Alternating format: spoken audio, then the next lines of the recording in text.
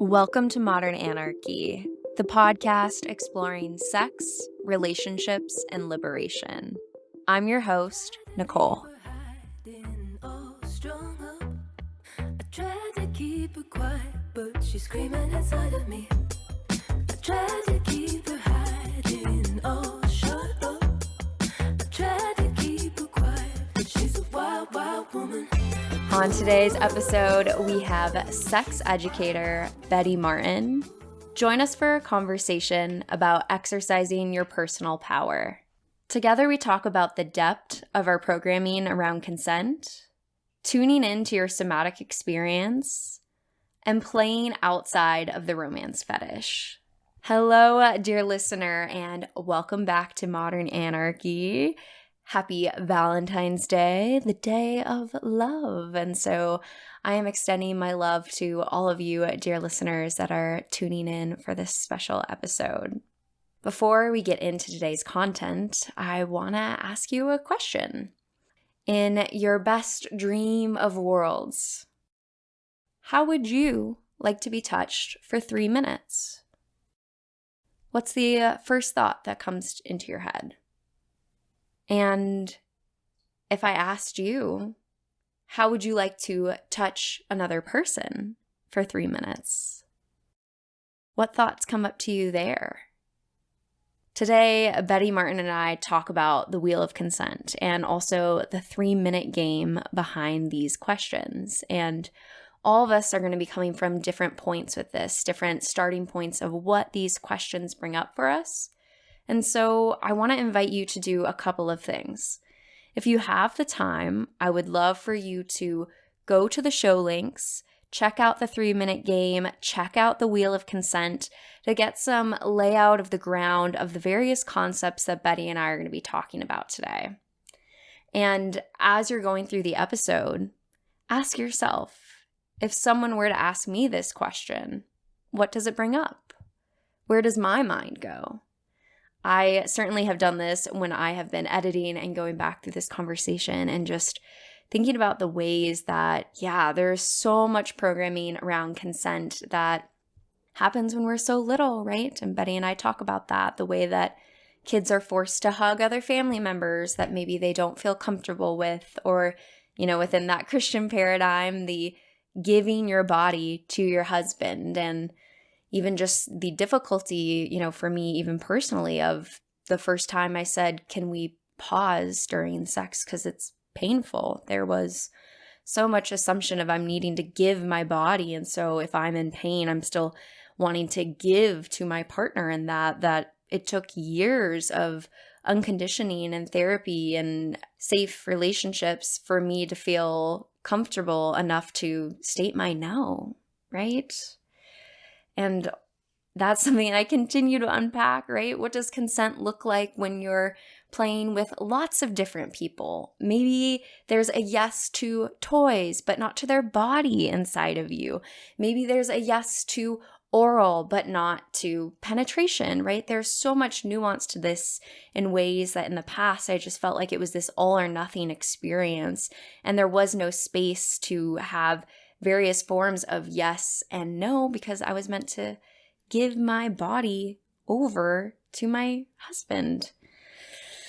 There's a lot around that for myself, and man, I continue to sit deeper and deeper and feel like there's an endless amount to reflect on in terms of the wheel of consent and what these different areas bring up for myself, and surely for you too, dear listener. So I hope today's episode can be a spark for deeper understanding of yourself and deeper connection to the people in your world, because as Betty and I talk about, this work is so powerful. It is about our ability to exercise our personal power, which, sure, it's a microcosm here with sexuality and touch and eros, but it has such deep political implications for all that we are doing as pleasure activists and radicals out there in the world.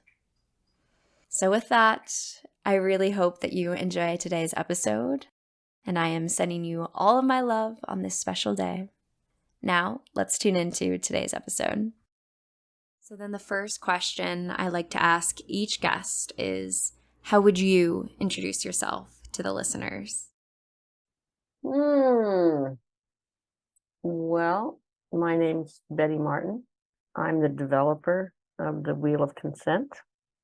I'm a former sex worker. And before that, considerably before that, I was a chiropractor for 30 some years. Retired from that, started doing sex coaching and eventually sex work. And the Wheel of Consent grew out of those experiences of working with people. And I loved my work all through. I loved chiropractic. And then when I was done with it, I set it aside and I started doing sex coaching and really loved it, and started doing sex work and really loved it. And then I didn't. And so I was fortunate enough to be able to stop seeing clients. And also the pandemic hit, so that slowed things down. Sure. And these days I mostly train and support and mentor other practitioners. Lots of hands-on practitioners. And these days, a fair number of psychotherapists and counselors and coaches as well.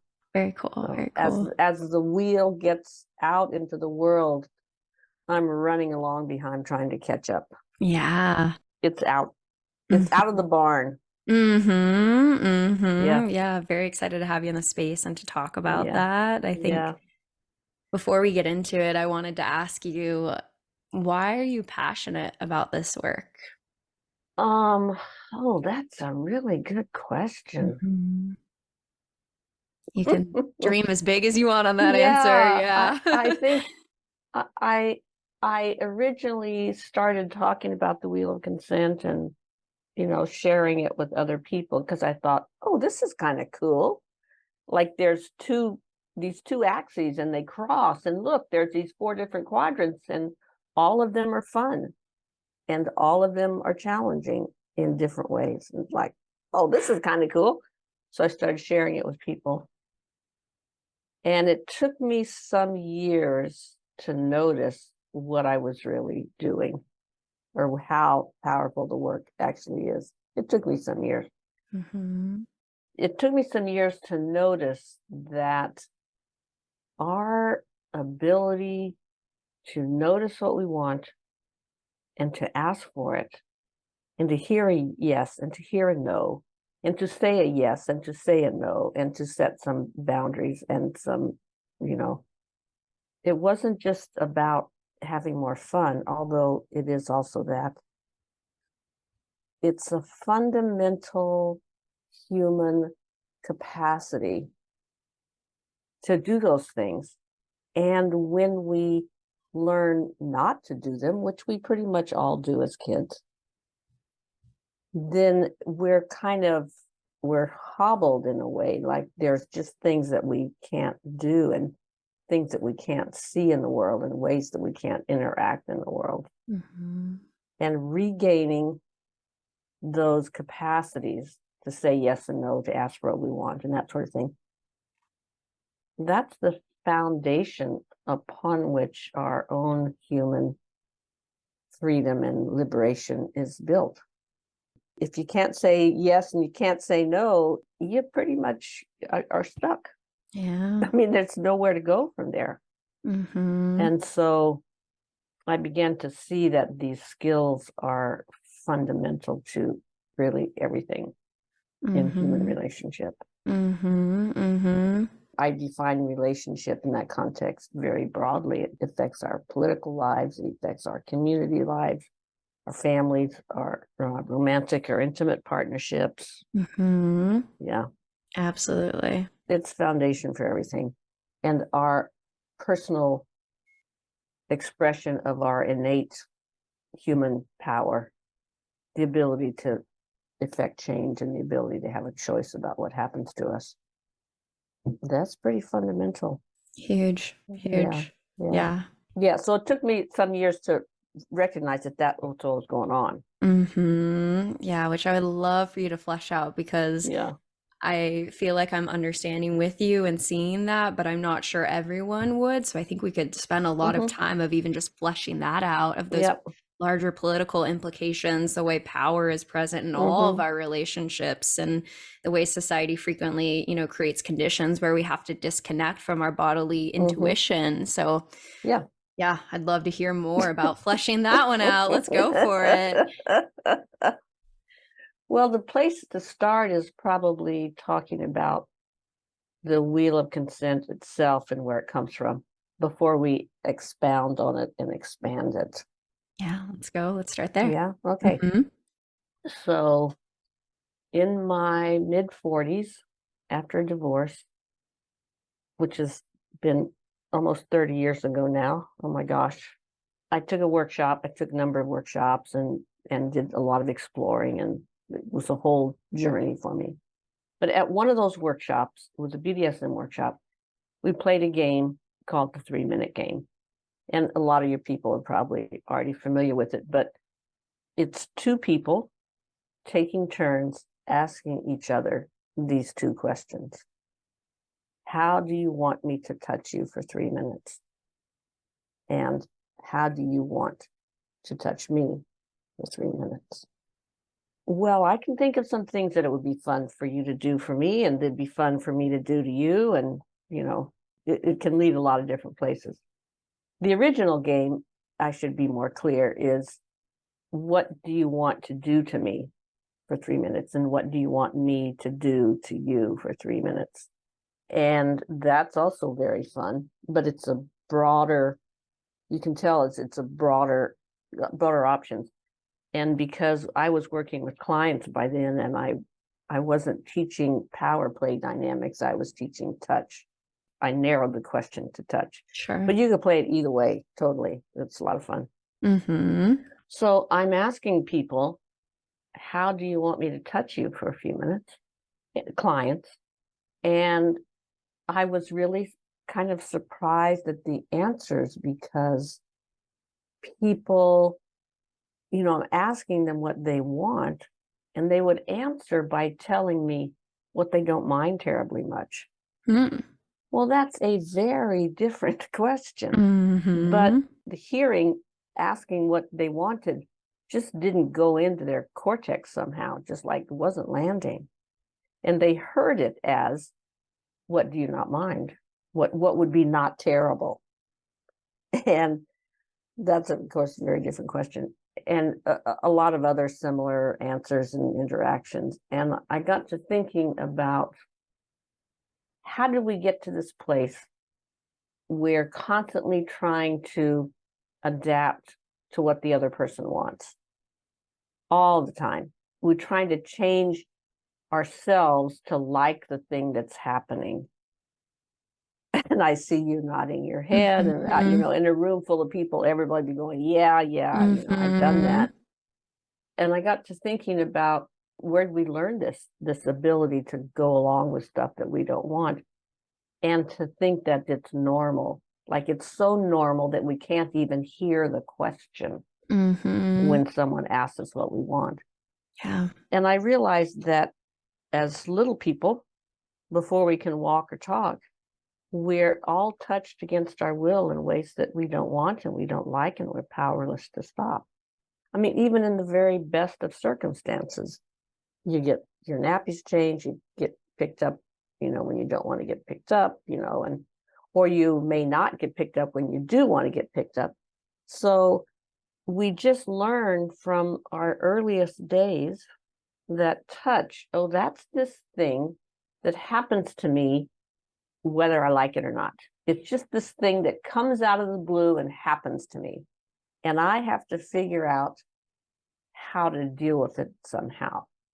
And you might think, well, that's just for people with trauma, but no, that's everybody. No, no, In the yeah. very best of circumstances, it was done with gentleness and respect. And for many of us, it was horrible. So we're all on that spectrum somewhere of Hmm. how bad it was or how gentle it was. So we all grow up learning that stuff happens that we don't like, and we can't prevent it. And so if we're lucky, we have opportunities later to learn that, oh, wait a minute, I do have a choice about this. Don't touch me there.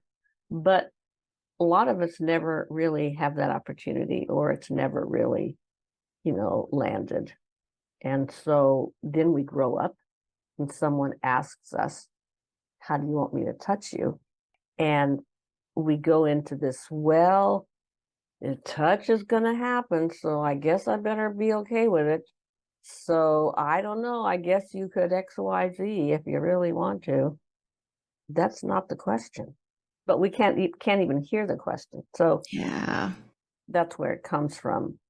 And that's why it has such an effect on all of our lives, not just our intimate lives or our sexual lives, because it's such a fundamental somatic awareness of walking through the world with not knowing that we have a choice.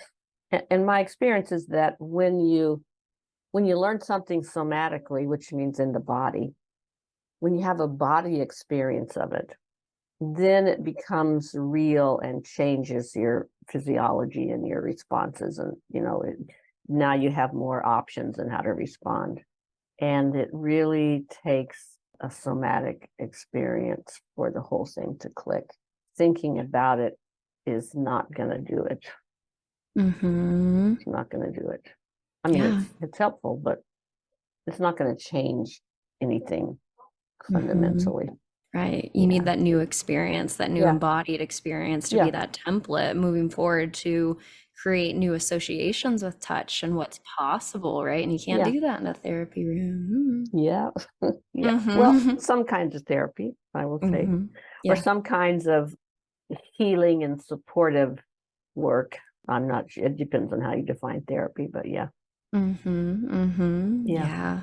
Such Yeah. an important piece. And I'm thinking about, even as young children, parents will come up and say, you have to go hug your family member, Mm-hmm. even when the child's Mm-hmm. very clearly doesn't want to do that. So from that, like you said, from those young ages, we're constantly being pushed into these scenarios. And I mean, particularly with different identities, different cultural backgrounds. Mm-hmm. I grew up very conservative Christian, so the idea that my body would be given to my husband because that was the only Right. paradigm of existence. Right. Given to, isn't that an interesting phrase? Oh, Like, yeah, it oh, is. whoa. Yeah. Yeah. How do Yes. you think that impacts all of the people from Yeah. that Yeah. cultural paradigm, Yeah. Yeah. right? Yeah. Yeah. Mm-hmm. Mm-hmm. And so I could imagine even, someone sitting down and being asked that question of, how do you want to be touched? Just that freeze response of what? Yeah. What do you, What? I What? get a choice? Yeah. Yeah. Oof. Or not even. Well, I don't know. No one's ever asked me that. Or I don't know. I'm always the giver. Or I don't know. You're the professional. You know what's best. Or well, you could such and such. Oh my gosh. I And know. it's everywhere. It's not Mm-hmm. just like, oh, these are people, these are clients who are kind of messed up. No, this was everybody, including me, Mm-hmm. because Mm-hmm. as you know, if you start working with clients and supporting people and you see things, then you have to recognize them in yourself if you're Oh honest. yeah. Oh yeah. Yeah. Yeah. Yeah. Yes. Oh, I Yeah. have this same issue over in this part of my life.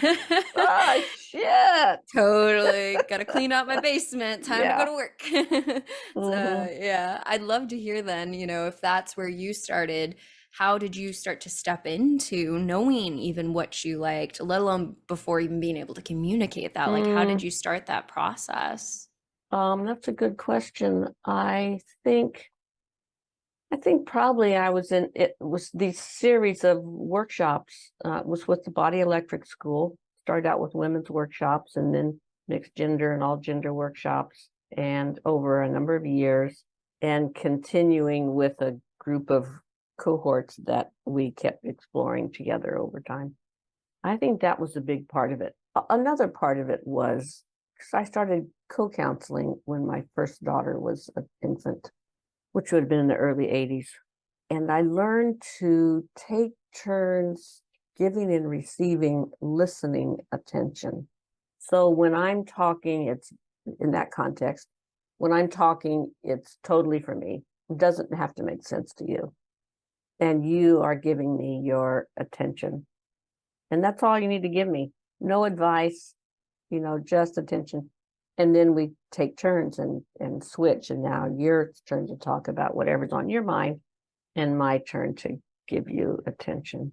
And, I've done that for 40 some years now, and that makes it very clear who it's for. It's for me. And when it's for me, it's really for me. And when it's for you, it's really for you. And there's a very clear difference. So I think that was a factor. And then as far as touch and sex, these workshops were a huge factor, because it was not about, connecting with the partner, and wasn't like the modern day tantra-ish things where it's all about connecting with a partner. It was all about tuning into your own experience, and you're interacting in various ways and people are supporting you, but it's about, okay, what's happening in me? What's happening in me with this touch that's happening? What's happening in me in this state of arousal or in this other state of arousal? That was probably where it started. And, I was in my mid 40s, early 50s. Like, Yeah. Yeah. I'd been around the block a few times before I even got there. Yep. Yeah. Mm-hmm. Yeah. Mm-hmm. Yeah. For the listener who's wondering, like, what do you mean tuning into your experience? What does that mean? That means, oh boy. Who knows where we're at? It seems so self-evident at this point, Yeah.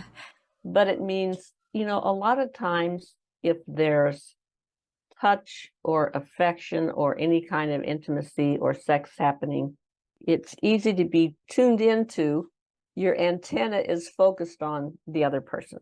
I want to make them happy. And, a certain amount that is natural because we're social beings. But when that's not the case, and it's set up in kind of a structure so that it's not about the connection, then tuning into you means placing your attention on your inner experience, which may be, what are the sensations that are coming in my skin? What is my body doing with those sensations? Is it tingly here? Does it feel fuzzy and warm there? Does it send an electrical jolt there? Does it bring up tears? Does it make me sad? Does it make me curious? Does it make me scared? So attuning to yourself means turning your focus to your own inner experience. And that's hard. Yes, Very it often is. it's hard, because what the fuck? We spend our whole lives trying to get away from that because it's uncomfortable in there. Because when we go in there, we find that now, oh my gosh, I'm afraid, or I feel shit about myself, or I feel, really, really sad, or really, really mad. So better just to shut that door and not go in there, which we're mostly pretty good at. We have lots of ways to keep that door shut. And one of those ways is to be over focused on other people. I'm not saying ignore other people and be selfish. I'm saying that there are times when it's really helpful and useful and interesting to bring your focus back to you and be willing to dip your toe into the feelings that come up, because they'll come up. Of course they will. Totally. Yeah. Totally. Yeah. And I Yeah. think it's so important because so many people might not, depending on what sort of experiences you've had, not even recognize that imbalance, right? In terms of the focus, for me, one of the first times I had like a sexological bodywork session, right? Oh yeah.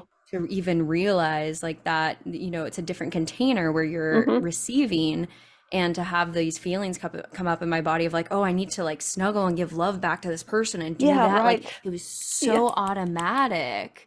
And so I don't think I would have ever realized that until I had a container where it wasn't within some sort of partner dynamic to even realize those feelings coming up. So it's hard to notice that balance, I think, if you haven't had an experience like that. I think that's true. I think that's probably true. Well, let's see. Back when I started off on whatever ramble I started, I was gonna kind of define the wheel of consent. So Mm-hmm. going back to that playing the 3-minute game, how do you want me to touch you for 3 minutes? How do you want to touch me for 3 minutes? If you do that with a practice buddy or partner, you'll notice pretty quickly that it creates 4 different turns. And for 2 of those turns, you're doing. And for 2 of those turns, you're done too, because you're asking how you want me to be touched. And in 2 of those, it's for you because your partner's asked what you want. And in 2 of those, it's for the other person because you've asked what they want. Mm-hmm. And those 2 factors overlap, they cross. It's like there's a vertical line and a horizontal line is how we draw it. So that in one round, I'm doing what you want. And in another round, I'm doing what I want. And in another round, you're doing what you want. And in the 4th round, you're doing what I want. So those 4 combinations create these quadrants, which you can get by drawing the lines and you can link to the thing. And when I noticed that, I was just fascinated and delighted because I tend to think in flow charts and was like, oh, look at this. This is cool. Yeah. And then I had to give them names and start, thinking about them.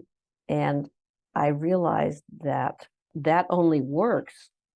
Those quadrants are created because you make an agreement. Mm. It's will you, yes, I will, or may I, yes, you may. That's how the agreement's made. I played it with my clients a lot, and that's really where it developed, was mostly with clients, a few friends, but mostly clients. And as I had deeper experiences myself with my friends and play buddies, that's where I started to notice, oh, there's something deeper here. Like when I go into this quadrant, yeah, it's cool. And you're rubbing my shoulders and it's really nice. But when I really go in there and spend an hour there and get really vulnerable with what I'm asking for, something different happens. So I noticed that each quadrant will take me and other people different places. And it will also challenge you in different ways, which is where it gets really interesting. Yeah. And it liberates you in different ways. And I came to see that, oh, all of these 4 quadrants are foundational for all of our relationships, which is not to say that all of your relationships happen in the 4 quadrants. Thank God, no, that's not the case. That's why I think it is a practice. But the existence of them underlies all kinds of relationship. For most people, 1 or 2 are easy to find, a couple may be harder to find, and sometimes 1 or 2 of them may be really difficult to find. That's okay. That's just how it is. No problem there. But when 1 of them or 2 of them is just kind of blocked off and not accessible at all, then that affects your life. For example, the one that's most challenging for most people is what I call the taking quadrant, which is where you're doing what you want Yeah. with the other person's permission. And of course, you respect their boundaries, but you're doing what you want. And that one is really hard for most people. And it's a huge aha when it clicks. It kind of falls into place and you go, oh my God, I've been missing this. Like this is the most natural thing in the world, but it's been so hard. And that can happen in any of the quadrants. And then, if it's hard to take action for your own benefit, which is what that quadrant really is, taking action for your own benefit. Well, you can't survive without taking action for your own benefit. But you can, and many of us do get really good at this, you can manipulate things so that it looks like everything you're doing is for everybody else. But it's not really honest, Or you try to get other people to do things that you don't want to do, or all kinds of, bullshit that we create. And when you finally access that quadrant, then you are free to notice where it affects the rest of your life and where you can clean it up so that you're not manipulating and using people.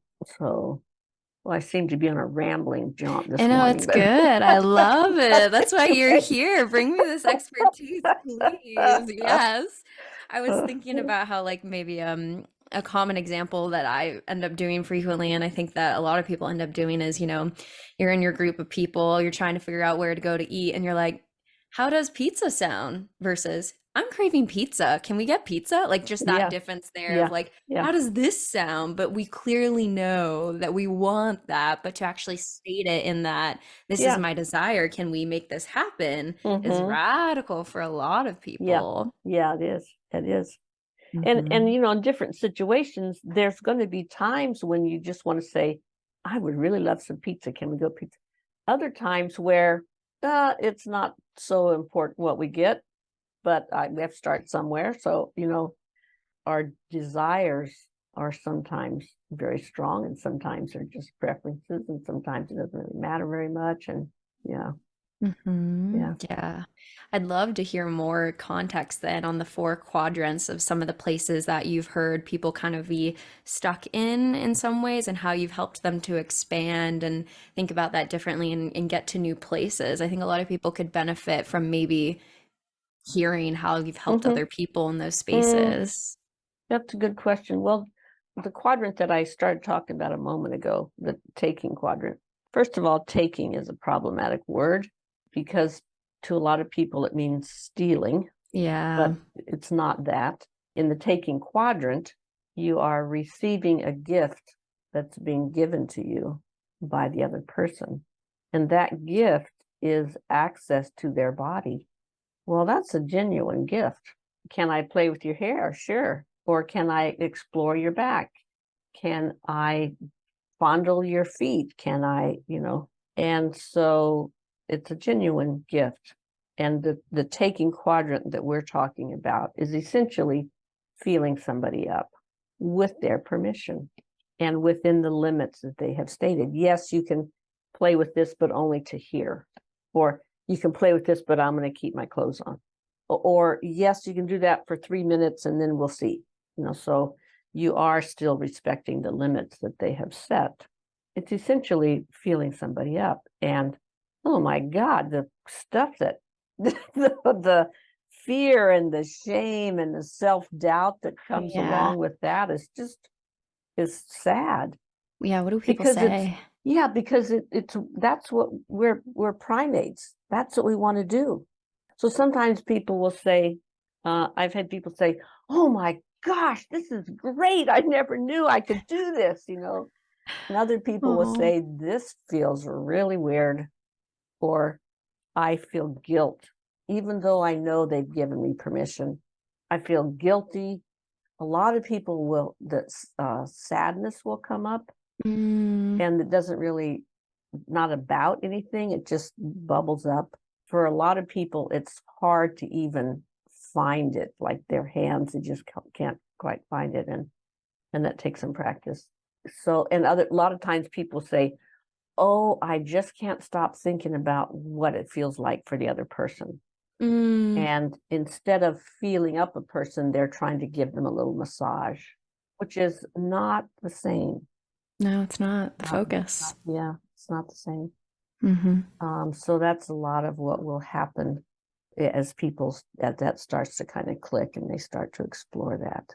And what happens when that clicks for people over time, as they come back to it over time, they often start to notice that they take more responsibility for what they want.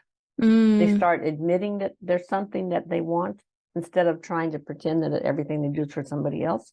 And they'll often be less timid about taking up space, both verbally in a group or just, sitting on the subway. Like they'll stop, hiding in a corner and actually occupy a seat. Really simple yeah. stuff that you might not think is connected, but when you realize what that quadrant is actually about, which I said a moment ago, is taking action for your own benefit, taking up your space in the world. Once that clicks into place, you start seeing, oh, this is another place where I'm not occupying my space, or this is a space where I'm just assuming I can take up all the space, and I haven't actually checked in with anybody. So you might think that getting really good at the taking quadrant makes you really good at just reaching around and grabbing everything, but that's not the case. What actually happens is that you get very good at respecting other people's boundaries and limits. There's something that you want, and if you don't admit it, you have to kind of steal it in some way or manipulate somehow to get it. But if you can actually admit that you want it and say, may I XYZ, then you're free. Then they can say yes, they can say no, they can say yes only to hear. That one is most often the most difficult for the most people. Yeah. Yeah. Yeah, I mean, we're talking about consciousness in Yeah. terms of advocating for what you want, listening to the other person, because Yeah. reality is in our culture, a lot of people don't have the consciousness to reflect on that and then do take in a way that does not talk Oh, about what absolutely. it's everywhere, right? And for me, I asked you at the beginning, like, why you're passionate about this work. And for me, it's so clear to me. And when we talk about sex, what we're really talking about is connection and pleasure. Connection and pleasure. And those are things that impact your whole life. And so when we're talking about these dynamics where it's hard for us to take in this way, then it's so clear to me how this impacts your psychology in other areas of your life. And so I Yeah. find this work to be so, so, so important in the world. And as you were talking about how it's hard to take touch in certain ways and the shame that comes up for that, I was just thinking about my research with kink and the ways that, if we're talking about shame with taking touch in one way, let alone, playing with kinks and other sorts of things that society, might look and glance at, those are types with full consent, right? You can get Yes. full Right. consent and the person will Right. still be like, I feel shame to engage in this kink that I know you want me to, I find that Yeah. psychologically so Yeah. fascinating. Yeah. Absolutely. Yeah. We're so effectively programmed. I mean, Oh yeah. we, Yeah. we think we're so smart, but we're really programmed in so many ways. And, I forget, some famous psych guy was saying that we spend the first half of our lives, trying to fit in and be acceptable. And then the second half of our lives trying to get over that. Totally. Yeah. Yeah. Yeah. Well, it's so hard. And my existential professor, Dr. DeBose, is always trying to get me to like see the existential realities that we always have choice. Like he's like, we always have choice. There's always choice. Every existential moment, there's choice. But Mm-hmm. in many ways, I feel like that's not true when we live in a society where, we're social creatures, we need connection, our psyche works, with the ways that we've internalized our world and needing to stay connected to that. And it didn't feel like a choice when I was in conservative Christianity to be queer because of the world that I had. You know what I mean? Yeah. Like, Yeah. it's just there's so many ways that because of our society and how we have to exist within those paradigms that I feel like it restricts our choice, hence why we have this deep internalization of shame to play with these kink fantasies that Yeah. I might be directly asking this person, please do this to me, and they're like, I can't, I feel bad to do it, and I'm like, I Yeah. am asking I you mean, right. very Yeah. Yeah. clearly to Yeah. please do this, and they're like, Yeah. Yeah. and it's like, Yeah. okay. Yeah. Yeah.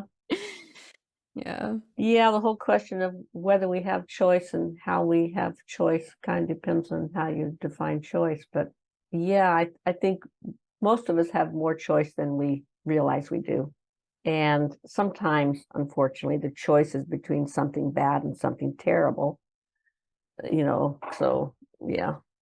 Yeah, it's tricky. It's Yeah. tricky. So that's one quadrant, the taking quadrant. Another Hmm. quadrant is the what I call the accepting quadrant, which most people would think of as receiving, but taking is also a kind of receiving. So we needed a different word. So I call this quadrant accepting. And this quadrant means I have asked you to do something to me and you're doing it for me. So it's me being touched the way I want. So I've asked you, will you scratch my back? And you're scratching my back. Or will you kiss me on the forehead? And you kiss me on the forehead. Or will you rub my feet? And you're rubbing my feet. this one's also often difficult for people because you're putting your own desire first.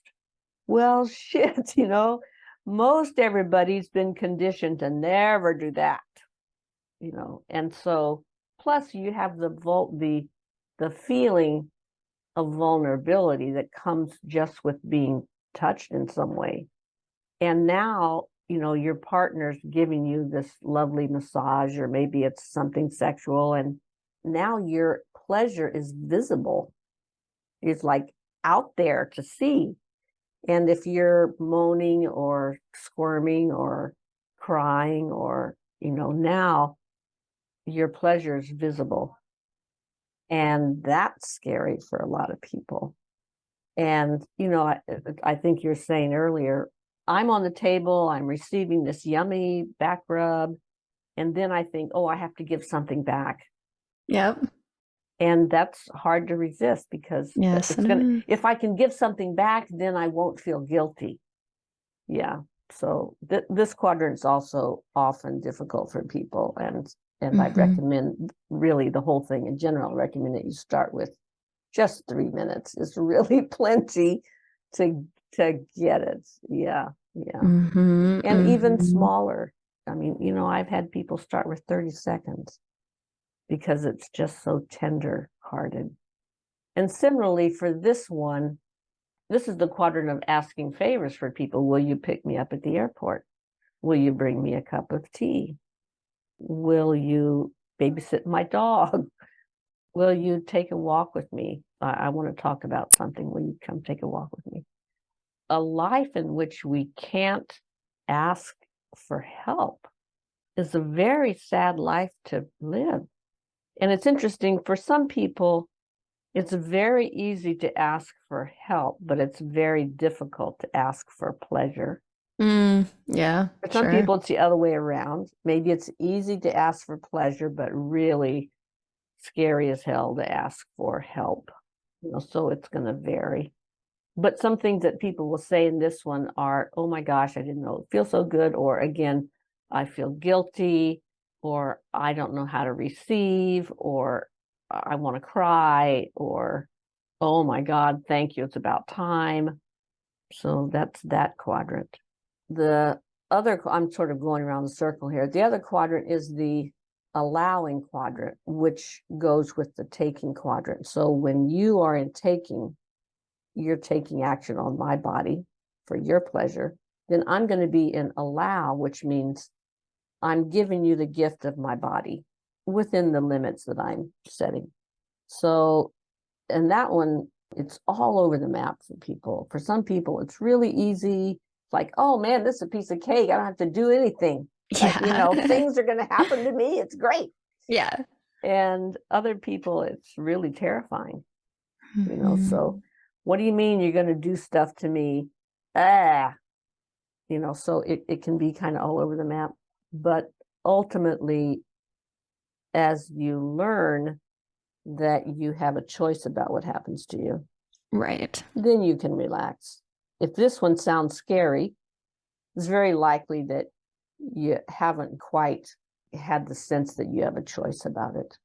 And so that's what really crucial in this one. I can see that. Yeah. And so with this one, some people will say, oh my gosh, this is the best thing ever. I don't have to do anything. It feels great. Yeah. Some people say, well, this is kind of boring. It's not really what they're doing is not to my liking, but I don't mind. It's okay. And for some people, it's really scary. Yeah. That feeling of the lack of agency. Yeah. This is an example where if you don't know that you have agency, you don't know that you have a choice, and you have to know it in your body. Thinking about it, again, it's not going to do it. You need to have an experience in which you do actually have a choice. And then you learn how to exercise that choice, which again, you may have more choice than you realize you do, and you just don't know how to exercise the choice. So you learn how to exercise the choice, and then you become confident that, oh, yeah, I have a choice here. I can say stop at any moment. So no problem. Yeah. And then the fourth quadrant is serve, this goes with the accepting quadrant. So in this quadrant, you have asked me to scratch your back, and I'm agreeing to scratch your back, so I'm scratching your back. Most people are at least somewhat familiar with this. Even if they're not very good at it, they at least know what the heck they're supposed to be doing. And the key to this one is noticing that you do have a limit to what you're willing to do. Of course you do. Like, of course you do. And that you learn how to speak that, you learn how to respect your own limits, you learn how to find out what the other person really wants and support them in speaking up to what they really want. So in this dynamic, you're doing what the other person wants. In the take aloud dynamic, the doer is doing what they want. In the serve accept dynamic, the doer is doing what the other person wants. So that's a little tour of the 4 quadrants. Yeah. Yeah, I'm just feeling how profound and needed it is for society, right? The world where, I mean, depending on who we talk to and what communities we're in, right? There's people who don't obviously even think any consent conversations are needed, right? It just, Mm-hmm. the Mm-hmm. magic just unfolds and it just Yeah, it just happens, right? happens. Yeah, that's right. Yeah. I don't want it to spoil the mood. Yeah. Yeah. And so Yeah. I just can't even comprehend what it would be like to sit down with that person and to give them this and to actually start to unpack the psychological implications for all the different things that are Mm-hmm. going on in the psyche when this is happening. Because it's deep. And as you're saying, it's bringing up emotion and experiences in the body that maybe previously hadn't had space to be unpacked, and how society impacts us in sexual dynamics and non-sexual dynamics and impacts the ways that, again, pleasure and connection is Mm-hmm. possible. Mm-hmm. Oof, Yeah. Yeah. huge. Yeah. And you and I could geek out all day about this stuff, but what really changes people's experience is actually playing with it, experimenting with it with a practice buddy, so that you have a somatic experience of it. Like, that is what changes. The geeking out, it's fun, it's fabulous. I could go all day with it, as you could Yeah, too, apparently, yeah, um, but really there's no substitute for the experience of it. Yeah. yeah. Hence why we need more workers to be able to do that, right? And more prevalence of that sort of work as an important part. In the field of clinical psychology, I got into this field wanting to work after volunteering as a sexual assault counselor in my local community. I was like, wow, I really want to be a part of this, healing journey and getting into the field of psychology. And there's, trauma courses aren't required in all programs, so that's Hmm. absurd. Hmm. Yeah, yeah, for a psychologist, that's not a required APA course. Let's just Wow. name that. Let's just name that. My school did I have one. Go ahead. hmm Yeah. I would hope that that's changing now. You would hope. We got dinosaurs. It's a slow moving process, We're but we're working working towards on it. it. Yeah. Good. So yeah, no. I gotta learn the Rorschach Yeah, instead. But right. that's okay. Other story, right? So, but then I get there and I'm like, cool. How do I help people, right? How do I do this? I get one mini course on trauma, no discussion of sexuality, right? So Oh all my this gosh. research, yeah, that I've been doing has been on the side of like, so you can just imagine now, like, yeah, Oh my therapists, providers gosh. without any sort of background on how to help this, Ah. when we know that the prevalence of these occurrences, and like we've talked about, it happens across your life in all Mm-hmm. different sorts of Mm-hmm. ways, right? And so then I get there, and then like even what I do get about like trauma narratives and supporting people in that way, like we don't get anything on the whole healing continuum, which is stepping back into pleasure. And so Mm-hmm. that Mm-hmm. is a whole piece of why I started this podcast and bringing on different people to talk about it, because this education just isn't out there for the Oh field, which is yeah. absurd. It's yeah, that's nuts. Yeah. That's nuts. Totally. Hence Yeah. why I'm glad you're Yeah. here, right? And Yeah. hence why we need to talk about it. And the field is, again, no class on somatics. I'm currently doing psychedelic assisted psychotherapy training at Sauna Healing Collective, and my mentor has a somatic experiencing certification. So I hear a lot of more of that work. And so I've gone a little bit more of that and how to work with clients in that space. But it's like, yeah, how do you do this with sexual pieces, right? That's a whole part of the equation. And so Yeah. it's what's needed, I believe, right, to get back to pleasure is having these corrective experiences in relationships. Yeah, yeah, because we're relational creatures, which is not to say you have to have X kind of relationship or Y kind of relationship. Get over that. Oh, you want to talk about that? This is a fun space for that. Let's talk about that, Betty.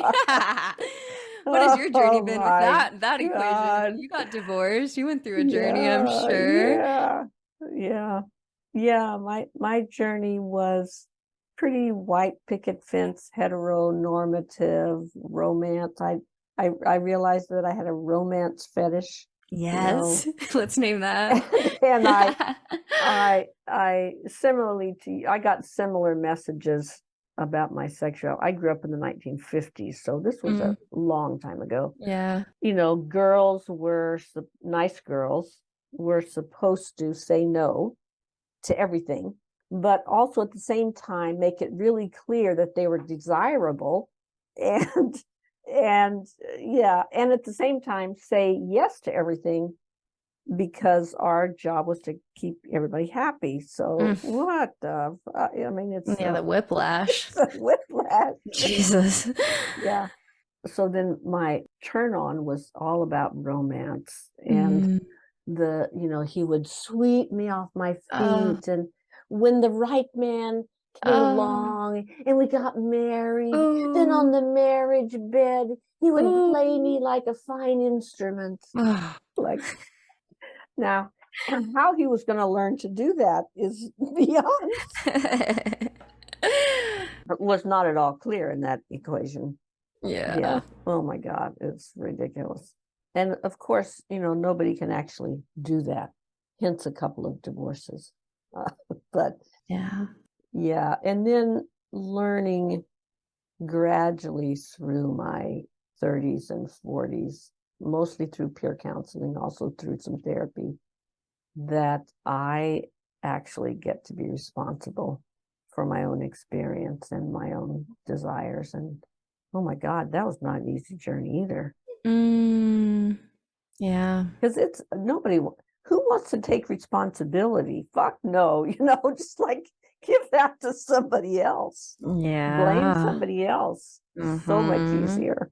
Mm-hmm. So much easier. It just Yeah. doesn't work as well. That's the problem. Right. Of Yeah. course. Yeah. I'd be curious then, like, how did your relationship orientation shift as you started to step into that ownership over your Mm, pleasure? I started exploring and playing with a variety of people outside of the romance paradigm. And partly that was kind of just for fun, and partly it was in this more kind of contained exploration of with my cohorts from the workshops of, oh, wait a minute, what is eros anyway? Mm. What happens in me when I have this experience or this other experience, or what happens in me when I have four pairs of hands on my body Yeah. massaging me and giving me pleasure? What do I do with that? And where do I go inside with that? And what feelings come up with that? Hmm. I feel very fortunate to have had the opportunity to have this experience of exploring with a number of people, because it gave me the opportunity to start noticing my own experience instead of Hmm. tagging everything onto another person. Yeah, I feel very fortunate in that way. Yeah. Yeah, Very powerful. yeah. Yeah. I'm curious then if this resonates, like the concept of self, right? I feel like a lot of our society puts, or at least I'll speak from my own experience, right, is this idea that my agency is tied into this dyad, and everything that happens, my pleasure, all this is in this dyad, compared to stepping out to maybe have a, like, a circle of connections all around me, right? And like a circle, I'm at the center and I have multiple that reflect different parts of me, that I can explore different aspects of myself. And in that process, instead of like a straight line where you have 2 points at a dyad, and the center is somewhere in between our two relations, our connection, it's like I become that circle center point, and this is me, and I am here, and these other relationships reflect me rather than my center being in these relationships. I mean, it's still in them, right? That interconnectedness, but the center point becomes very different, I think. Mm-hmm. I think actually, even if you are in a traditional dyadic type of relationship or marriage, that sort of thing, you still have different relationships. I Yes. mean, you have a relationship with your spouse, you have a relationship of a certain kind with your physician, you have a relationship of another specific kind with your bowling buddies, Mm-hmm. you have Yeah. another relationship of a specific kind with your church people. So you do in fact have different relationships. And if you think that relationship only counts if it's a capital R and if it includes sex and intimacy, which are two different things, by the way, if you think that that's the only kind of relationship that counts, then you're going to say, well, I only have one relationship. But when you realize that you do in fact have multiple relationships, it's just that most of them don't involve sex. Well, that's fine. Like, that's not a problem. Some people prefer monogamy, some people prefer polyamory, some people prefer relationship anarchy. It's fine. I don't really care. I mean, there's room for everybody, and you get to choose. Mm-hmm. Yeah, you get to Absolutely. choose. Yeah, Yeah, yeah. And regardless of that, like you said, having that understanding that these are all relationships, these I are all think. relationships. Yeah. Yeah. I'm doing my dissertation on relationship anarchy. And so it's been interesting to, like, yeah, conceptualize that there are monogamous folks practicing relationship anarchy, right? This Mm-hmm. awareness of the different ways that our society constructs meaning and all of that. And I love that you talk about the difference, just even naming the difference between intimacy and sex, because I remember being in one of my classes where another therapist was processing together in this like group about a couple's dynamic she had, and we started talking about sex, and she was like, yeah, their intimacy is like this. And I'm like, are you talking about intimacy or sex? And then she looked at me and said, what do you mean? And I was like, Oh my intimacy or gosh, sex? this And is she's like, what. yeah, she's like, well, their intimacy. And I know, that's what I was like, those are two different things. I'm not gonna Yeah, name her name, but yeah, yeah. I'm just curious. But I think it reflects where the therapist is at, right? Because maybe she feels uncomfortable even in our small processing circle to name the word sex, right? So she's Yeah, very likely. intimacy. Yeah. Exactly. All this stuff kind of blows my mind when I think about, and I've had podcast episodes in the past, like exploring the potential and likelihood that therapists are causing harm by their lack of awareness of Mm, mm, sexuality and the mm. way that that impacts their work. But again, whole nother place. I've got a long career to work on these Well, yeah, things. you you have a long career. Yeah. Yeah, yeah, and the our whole culture is a Puritan based culture, Mm-hmm. and so of course therapists are people like anybody else, and they're going to be they have been subjected all their lives to this Puritan culture like everybody else, and so there's going to be things that are kind of taboo to talk about, and because if you're not comfortable talking about it, you're sure not going to teach a class on it. So yeah, it's just reflective of everything else in the culture. Yeah, Mm-hmm. yeah, Mm-hmm. yeah. It's scary when you think about the power dynamics of that, right? When you think about the power and the ways that if you say some sort of interest, to a therapist and they look back at you and presume that you have some sort of intimacy issues because you want to connect with multiple people, that power dynamic, huge. That's And the that can, problem. Yeah, yeah, yeah, yeah, exactly. yeah. Yeah. And so I think that when we're having conversations like this and just connecting to more of our awareness of the different options and, our responses and our bodies to it, I do think that it creates that larger societal change that you were talking about at the beginning. And I'd be curious now, that we've unpacked a little bit more of the wheel and the ways that it impacts our other areas of life. If you could speak to how you see this, you know, taking that moment to dream a little bit bigger into the Mm-hmm. future, like how you could see this work changing our world. Mm-hmm. Yeah, that's a great question. I'll go back to the first answer that I gave at the beginning, which was about people becoming empowered, which means becoming aware of their own inherent human power and gaining the skills to learn to exercise that power. It's huge. This comes partly from the work of Cedar Barstow in The Right Use of Power. She talks about personal power as being that inherent piece of being able to choose what happens to you and be able to choose and being able to having an influence on the actions of other people. And then talks about the power of role, which is a good example is the therapist has this role power as well as, a lot of other people, that because I'm in the role of teacher in this situation, or because I'm in the role of therapist, or because I'm in the role of the doctor, or because I'm in the role of whatever, then my ability to influence is going to be greater. So that's a Yep. type of power.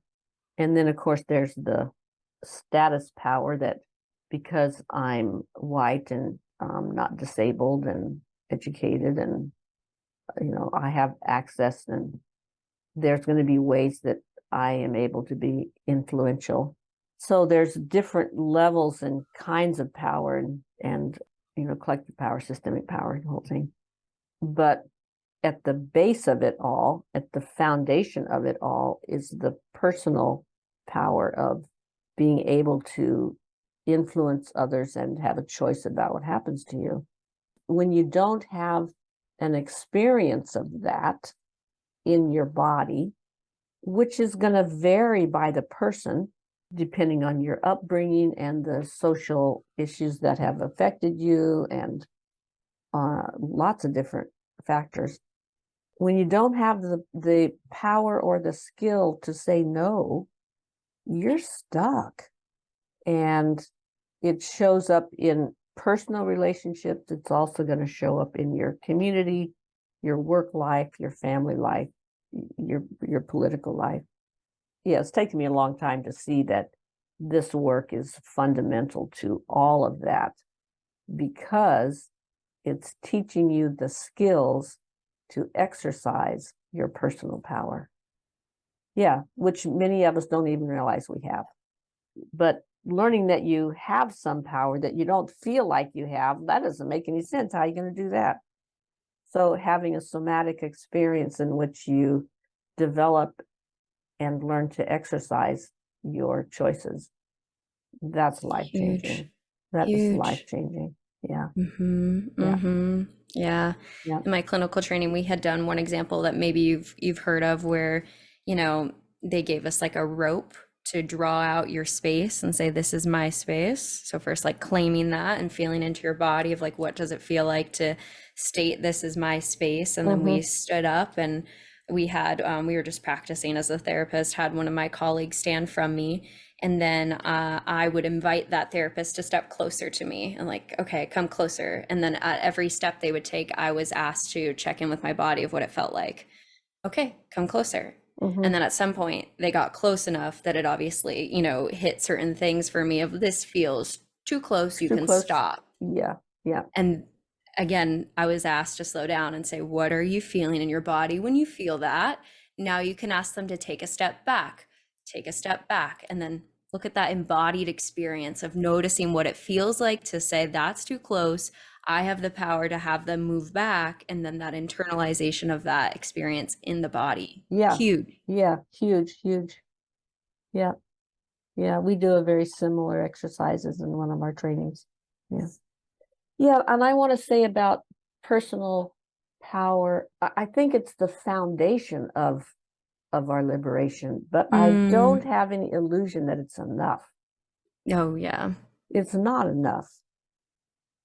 From it, we build our movements to change policy and, change things in the wider world.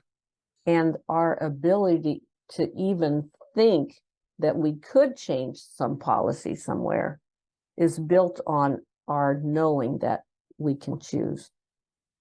So it's foundational, but that's not enough.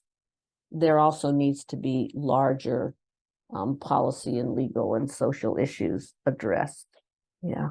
Yeah, and I think part of this work too is the fact that when you have these skills of awareness in your interactions with other people, you're able to build better collectives, right? Of Yes. intimacy and connection, because we have to work as a collective if we're going to change that, right? Yes. And then the Yes. right, and then the other piece of that that I continue to reflect on, is the more that you become embodied, the more that you feel the pains of the atrocities of the Yes. world, for I better think, or yeah, worse. I think that's true.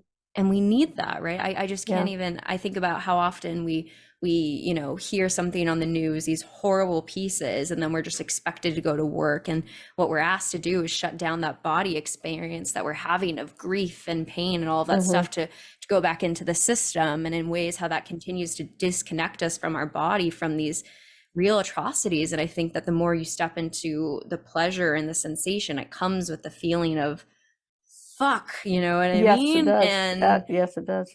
yeah. Yeah. Yeah. And also, as we shut down the feelings of pain and self-doubt and shame and all that, which of course we have to do to some degree to function. And, we get very good at it in lots of different ways. But when we shut that down, it also shuts down our capacity for pleasure and joy, Yep. which, dang, if you could just turn the dial to I'll take more of this and less of this, that wouldn't that be great? Yeah. Yeah. Yeah. Yeah. But the light in the dark, there it is, right? Mm-hmm. Mm-hmm. Mm. Yeah. It's been really lovely to have you on the podcast. I have a couple of questions I like to Yeah.